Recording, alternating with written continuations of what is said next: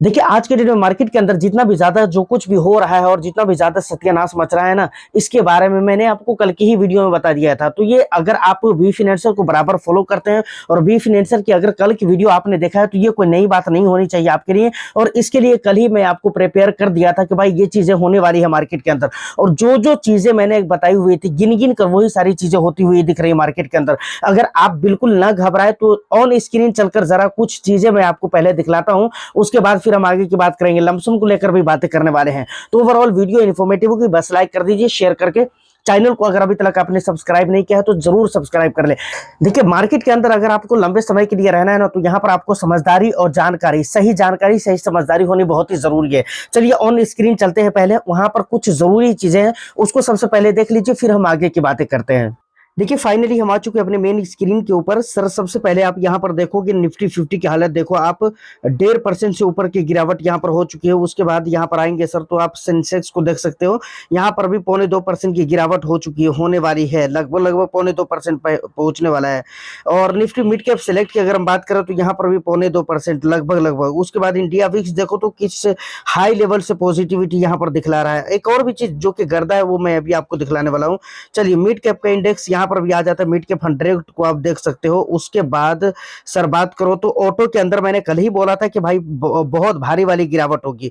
अच्छा, ऑटो के अंदर आईटी कहाँ गया भाई? आईटी देखिए, आईटी के अंदर भी अच्छी गिरावट है, लगभग 1.5% की गिरावट। और इसके बारे में भी मैं कल की वीडियो में आपको बता चुका था कि भाई यहाँ पर अच्छी गिरावट आपको देखने को मिलेगा। फार्मा में भी बोला हुआ था, लेकिन फार्मा में यहाँ पर थोड़ी कम गिरावट नजर आएगी। उसके बाद यहाँ पर सर देखोगे small cap, BSE small cap, ये बस 0.00 पॉजिटिव दिखला रहा है सिर्फ कलर में, ठीक है ना, बाकी कोई फायदा नहीं है। निफ्टी स्मॉल कैप 250 की अगर बात करूं, तो यहाँ पर 2.25% की गिरावट हो चुकी है। भाई गर्दा है, मतलब आज अगर लमसम नहीं किया तो भाई मुझे नहीं लगता है कि फिर इस तरह का मौका मिलेगा भी।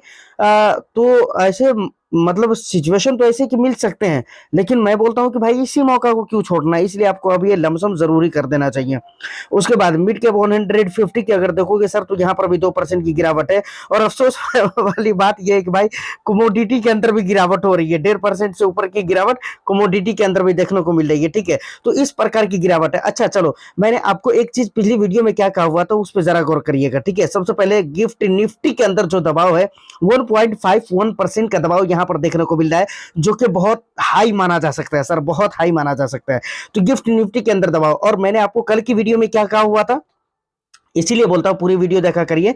कल की वीडियो में मैंने आपको बोला हुआ था कि यूएस का जो बाजार है वो बहुत खराब रहेगा। यहाँ पर देखिए डाउ फ्यूचर्स की अगर मैं बात करूं, तो 1.11% की गिरावट दर्ज किया हुआ है। डाउ की अगर बात की जाए, तो यहाँ पर भी गिरावट 1.37% की दिखला रहा है। और उसके बाद S&P 500 की अगर बात करें, 1.07% की गिरावट। उसके बाद निक्केई जो कि जापान का इंडेक्स है, यहाँ पर देखो हांगकांग के इंडेक्स है, हैंग सेंग के अंदर देखेंगे सर, यहाँ पर भी गिरावट। और भी दूसरे इंडाइसेस से नीचे यहाँ पर भी अगर आप देखोगे, तो ऑल टू ऑल मतलब हर जगह पे गिरावट, ओनली गिरावट, ठीक है। तो ये आज की मार्केट है। फाइनली जो हमारी मार्केट है, वो निफ्टी 50 के अंदर भी आज अच्छी खासी गिरावट है, तो लमसम वगैरह तो बनता है भाई।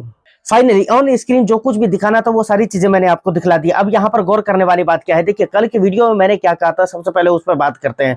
मैंने कल की वीडियो में कहा हुआ था कि भाई कल के डेट में मार्केट, यानी आज के डेट में, यानी सोमवार के बारे में बोला हुआ था कि सोमवार को मार्केट के अंदर बिल्कुल बड़ा बात होने वाला है। मार्केट के अंदर एक अच्छा परसेंटेज वाइज गिरावट आपको, करेक्शन आपको देखने को मिलने वाली है। और उसके पीछे का रीजन मैंने आपको क्या क्या बताया था, क्या क्या एंगल मैंने वहां पर बोला हुआ था कि भाई ये सारे एंगल से, जिन एंगल से मार्केट के अंदर गिरावट की पॉसिबिलिटी बन रही है। और वहां पर मैंने आपको बताया हुआ था, पहली चीज ये बताया था कि गिफ्ट निफ्टी के अंदर दबाव होगा। दूसरी चीज ये बताया हुआ था कि भाई ग्लोबल जो संकेत होंगे वो बहुत ही अच्छे नहीं होंगे। तीसरी चीज मैंने आपको ये बताया हुआ था कि भाई एफआईआईज मार्केट में निवेश नहीं करना चाहेंगे, चाहे वो यूएस का मार्केट हो, जापान की मार्केट हो, या फिर ओवरऑल इंडिया की मार्केट हो। मतलब किसी मार्केट के अंदर अभी उसका बिलीव नहीं बनेगा, क्योंकि सिचुएशन जो क्रिएट हो रहे हैं ना, वो वॉर वगैरह के जो टेंशन वगैरह जो हो रहे हैं, इन तमाम तक चीजों की वजह से भाई उसके बिलीव नहीं बन पा रहा है मार्केट के ऊपर, चाहे वो कहीं की भी मार्केट हो।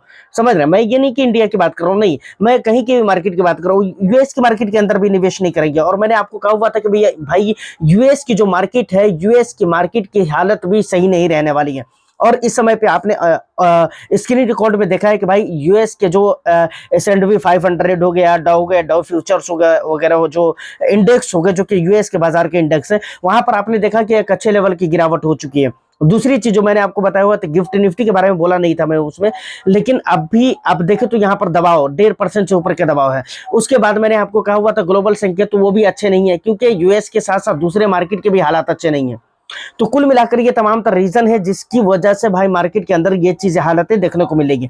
अच्छा, लार्ज कैप के अंदर इतनी ज्यादा गिरावट हो जाएगी ये मैंने एक्सपेक्ट नहीं किया था। मुझे लग रहा था कि 0.5% या लमसम 1% तक की गिरावट होगी, लेकिन इस टाइम पे 1.5% की गिरावट को क्रॉस कर चुका है, जो कि मैंने नहीं सोचा हुआ था। मुझे लग रहा था कि भाई स्मॉल कैप और मिड कैप के अंदर ज्यादा गिरावट होगी, तो वो हो रही है। और वहां पर मैंने बोला हुआ था कि यहाँ पर वैल्यूएशन भी मैटर करता है, कि रीजन इज डेट कि भाई यहाँ पर वैल्यूएशन है जिसकी वजह से यहाँ पर गिरावटें हो सकती है। बट आफ्टर ऑल अब बात आती है कि भाई इसको हमको पैनिक में नहीं लेना है। And what should to do at this time, तो I would like to tell you कि भाई इस समय पे आपको लमसम इन्वेस्टमेंट जरूर करना चाहिए। अगर आप लमसम करने के मूड माइंड में हो तो आपको लमसम करना चाहिए। अगर बहुत सारा अमाउंट है या कम अमाउंट है, जो भी अमाउंट है, आप थोड़ा बहुत का लमसम करिए, बहुत ज्यादा का भी लमसम करने की जरूरत नहीं है। क्योंकि एक बात आप याद रखिए, मैं ये चीज क्यों कह रहा हूं कि बहुत ज्यादा का लमसम करना नहीं है, क्योंकि मौके अभी इस तरह के बहुत सारे मिलेंगे। और देखिए अभी आपको पता है कि भाई ईरान के जब से सुप्रीम लीडर की शहादत हुई है, तब से ईरान बिल्कुल अपनी असली औकात में आ गया है। समझ रहे हैं ना, ईरान बिल्कुल अपनी असली औकात में आ गया है, और वो बिल्कुल दीवानों की तरह, बिल्कुल पागलों की तरह सऊदी अरबिया या जहां जहां भी अमेरिका के मतलब जो है ना एयर क्या बोलते हैं उसको, अमेरिकी बेस है, वहां पर उसको निशाना बनाते हुए वो जा रहे हैं। और वो इस तरीके से बमबारी कर रहे हैं, सुनने को कुछ भी तैयार नहीं है। और बजाब तो उसने एक स्टेटमेंट दिया है ईरान की तरफ से कि भाई अब हमारे लिए कुछ भी डेडलाइन नहीं है, कुछ भी सीमा कुछ भी लिमिटेशन हमारे लिए नहीं है अब, क्योंकि हमारी जो भी लिमिटेशन थी वो खत्म हो चुकी है। अब हम किसी को नहीं सुनने वाले हैं, और दुनिया को भरोसा है इस बात पे कि भाई ईरान एक ऐसी जगह है, ईरान का खून एक ऐसा खून है जो रुकने वाला नहीं है। और ईरानी समझ रहे, रुकने वाले नहीं हैं, वो अपनी औकात दिखला कर रहेंगे। और इस वजह से मैं आपको बोल रहा हूं कि भाई मार्केट के अंदर बर्बादी और भी आगे बहुत कुछ होनी है, समझ रहे हैं। और एक बात और भी मैं आपको बता दूं, भाई बर्बादी का सबसे मेन कहानी तो अब यहां से शुरू हो रही है। रीजन क्या है पता है आपको?